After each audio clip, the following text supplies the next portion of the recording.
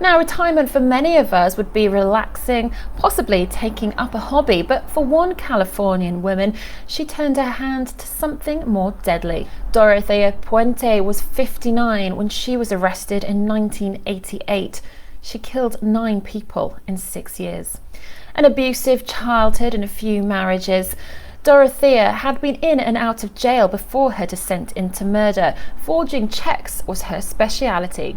It was when Dorothea became a nurse's aide that she took on the F Street boarding house. She would take in elderly and disabled boarders, most of whom would be found dead and buried in her garden. In 1982, Ruth Monroe took over a space at Dorothea's house. She was found dead not long after. Police were told she was depressed and had overdosed, and they ruled it as suicide.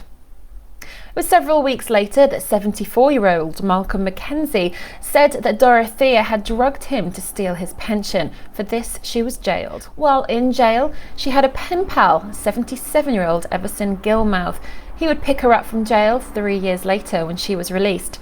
His body was then found 3 months after. He was found decomposing in a box by the river.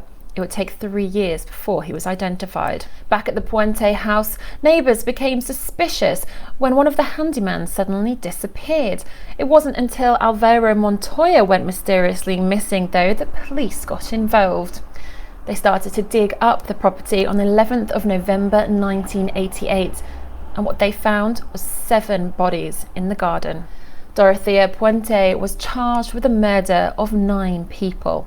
Forensics showed that some of the victims were suffocated, probably with a pillow. One of the victims, later identified as Betty Palmer, had her head, hands and legs missing, and they have never been recovered. Dorothea Puente was 82 when she died in prison in 2011.